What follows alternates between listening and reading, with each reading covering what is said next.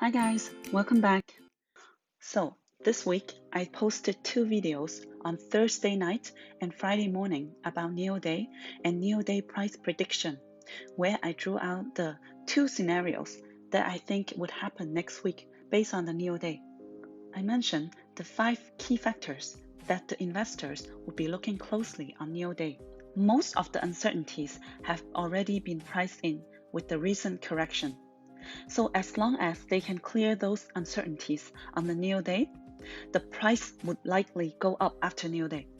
But if they can exceed the expectation and even give out more surprises, the price will likely explode. And I was worried that some of you may play the buy the rumor, sell the news trick and lose the share you have and risk not being able to get it back later. So I posted this at noon. Hope you can get more opinions. But I recorded the video in the morning, so I haven't seen the price action of the rest of the day, and the NIO Day hasn't happened yet. So here I come to give you another update of what I think is good news and bad news on NIO Day, and I will tell you what I will do on Monday. And before I begin, I would like to give out appreciation to you guys. I started this channel exactly 5 days ago, and I have received so many great comments, and it really pushes me to do better and keep bringing you guys quality thinking. So thank you so much, guys. Every like, every comment means the world to me. And if you are new to the channel, I work as a brand strategist. I wanted to combine my strategic skills on brand and my knowledge on stock market to help more people. So now, let's begin. First of all, I'm gonna start with the good news. Number one, so many people were looking forward to the new ET7 model, and we know that not having a sedan model has always been a restriction of sales for NIO in China. As you can see from all the pictures and video of the ET7, the look is just amazing from the outside and the inside. It just looks so premium, like a luxurious car. And let's hear the opinion of a Lamborghini car designer who happened to be very critical about NIO's previous design. He said the new ET7 has achieved a much greater design vision for electric car than the others. And to compare to the existing NIO cars, the evolution is simplified, minimal, streamlined, while keeping the brand identity strong. And he can tell this time the design is really done by a professional team that has good execution, because the details cannot lie, and he sees great execution details in the design. And it's definitely much better design than the previous concept car they released before, which would look more like an Audi or a conventional car. Number two, the autonomous driving. This time they have spent a lot more effort on the autonomous driving, introducing very high quality LiDAR, which can scan the environment 6 times better than Tesla. They have spent much more effort on safety issue to protect the people and animals on the road. Number three, the battery. NIO has given us a surprise of introducing a solid-state battery, which is coming on Q4 2022, which would give the range of up to 1,000 kilometers. This was unexpected surprise. Number four, it's the Blue Point plan. This was really a surprise for me too. They launched a collaboration with both China Classification Society Certification Company and Shanghai Environment and Energy Exchange, making NIO the world's first auto company to help users certify emission reductions and trade carbon credits. This is actually a very good news because it means NIO users doesn't need to file the claim of those credits themselves. So on NIO app, users can authorize NIO to certify their emission reductions and trade carbon credits. And instead, users will receive NIO points in return, which they can spend in the NIO House Club or get NIO Life products or the service fee, such as battery charge and battery swap. Battery swap is usually free for 5 times a month. I really like this because it means that NIO users will spend more money on their service and other things. And this is probably the first time NIO Life product ever makes sense to me. And number 5, which I think is quite important, it would be the new battery swap station. As I mentioned on Friday, that I would really look closely to this because I found quite a few problems with the first generation. Problems are 1, you cannot stay inside the car, which was kind of a big problem. Think about it.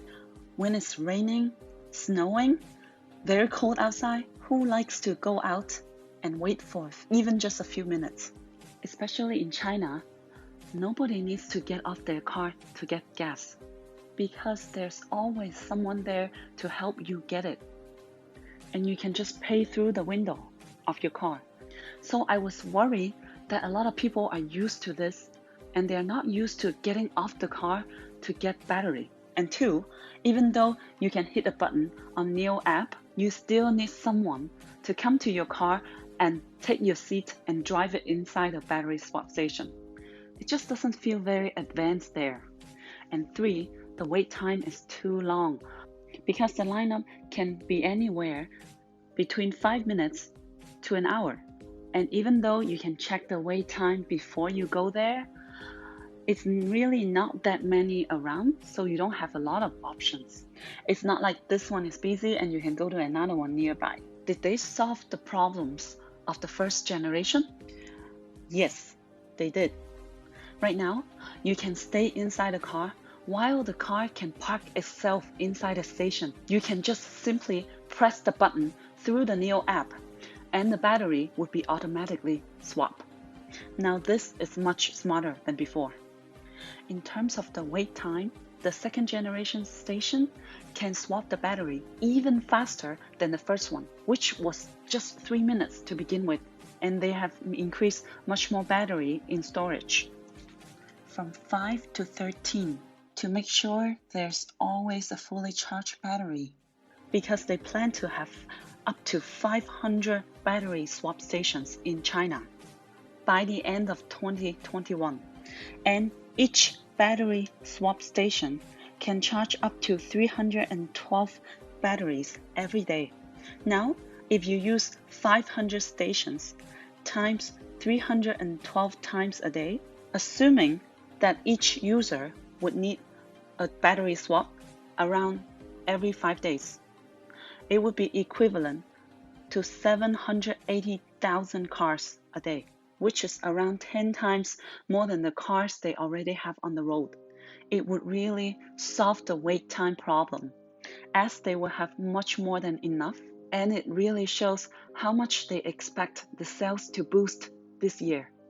Now that I finished with the good news, I'm gonna tell you the bad news. The number 1 biggest bad news to me is, of course, the price of the ET7. Especially with Tesla's reducing price last week. A lot of the investors are really hoping NIO can launch a sedan price to be similar or less than Tesla. And instead, the price is $448,000 and $370,000 with the BAAS, which is more expensive than Tesla's Model Y and Model 3. For me, I really expected they would release the sedan cheaper than the current SUV models. But instead, it's even more expensive than the EC6 and ES6. And I thought, at least after the government subsidies and the reduction of battery, it would start with the first digit of 2. So it's around 20% more than I expected. This is my biggest concern of how the investors would take it. But on the other hand, the car is very luxurious and very premium. The interior looks very cool, very comfortable. It is what Li Bin had imagined to make the interior of the car a second living room. And I think he's doing it. So I guess we just have to hope the second sedan, which is much cheaper, is coming on the way. And the second thing is the battery technology, that we don't know if they developed the battery themselves or they're just taking it from the partner, which is the biggest battery maker in China, CATL, and possibly everybody can use it. Overall, I do think the good news is more than the bad news.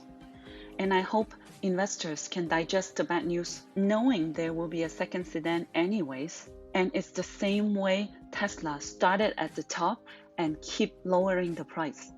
It would be nearly impossible to have a cheap brand and launch an expensive product.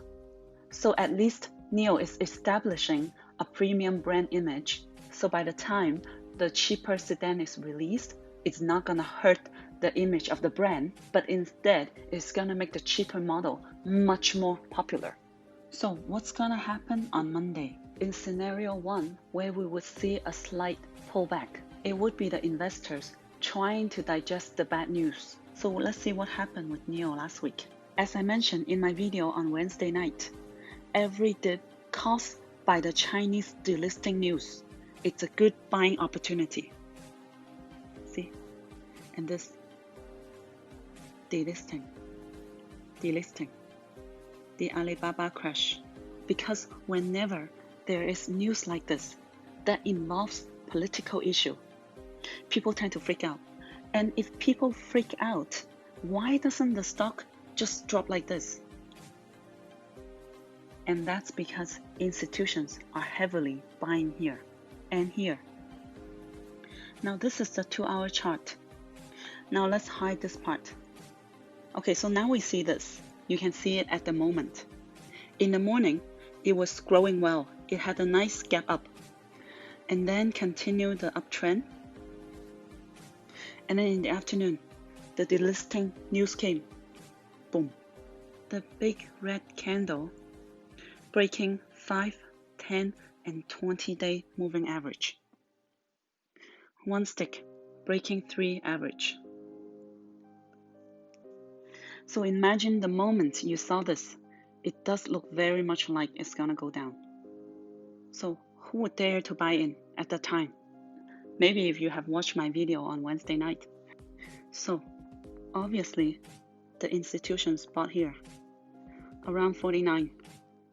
Now let's open the 5 minutes chart. Look at this. A bearish flag. This is panic sell. This is institution buy. And then the next day, boom. Now let's talk about Friday. On this day, look at the 5 minutes chart. Sell off. Who sold here? I think the short-term trader. There are traders who just want to come trade for the expectation on the NIO day, and they cannot go through the uncertainty of how it's gonna go within the weekend depending on how the NIO day goes, so they cannot take this risk. Most of them already sold here. At least more than half of the trader sold here. And after they sell, what happened? Institution buy here. Boom. So that's why I think even the cost for institution is 49 and 55. So if you want to buy NIO, don't expect the price to be lower than the institutions. Anything lower, it's a gift. Like I said, I think most of the sell the news action has already happened on Friday afternoon. So if there is any pullback, it's probably caused by digesting the bad news I mentioned, or some kind of black swan news, just like the delisting news, which I would usually treat it as a gift. But overall, I still think the good news is more than the bad news, and they did give us more surprise and beyond our expectations. So I'm gonna favor scenario 2.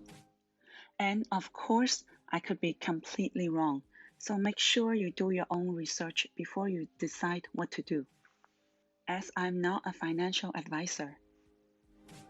As I mentioned on Friday morning, even if you buy on the high, it's okay. It's okay. If you like NIO and you believe in it just as much as I do, I think any price you buy, it's okay. I said yesterday, even though it has so much gain in 2020, I still think we have only seen 10% of the potential of NIO. There is still 90% of NIO that we don't see yet. It's not revealed. We don't see it yet. Why do you think institutions keep buying in on every dip? It's because they don't have emotion. Their machine just automatically buy whenever it reaches certain prices. Why do you think they keep buying it in? It's something that we don't see. With a fast-growing company like this, we don't have to wait for a pullback to buy in. It's not necessary. Even if you have to buy it at $60, so what? Because if you can hold it for a few years, it's gonna look like this. Because right now, NIO is still at baby stage. And you will feel so lucky you bought here.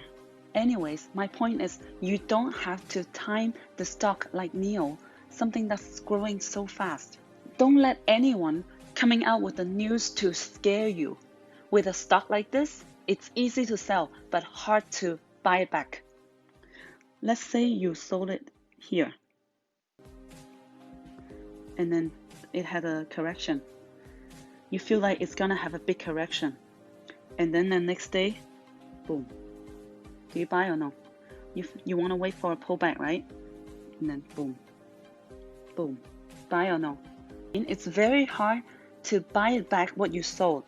It's just the psychology that is making it difficult to get back on board. So I think it's more risk to sell it than hold it. So that's why every pullback is a gift, but you don't have to always expect a gift coming. So what would I do on Monday? Right now, I already have a large position of NIO, but NIO is the kind of stock that I can never get enough of. It doesn't matter for me if I need to average down or average up. It doesn't really matter in the long term. And I believe by the end of this year, the price would be triple digits anyways. So here is my plan on Monday. It's below 65. I'll add 10%. And if it gets below 55, I will add 20%. And if it gets to 49 or below, I'll add 30%. So in the recent 1 month, I have been going through a lot of research for a long time to gather information. And I'm going to share a video about the things that I think Wall Street sees on NIO and we don't. It would explain a lot of the questions in my mind in terms of NIO versus Tesla.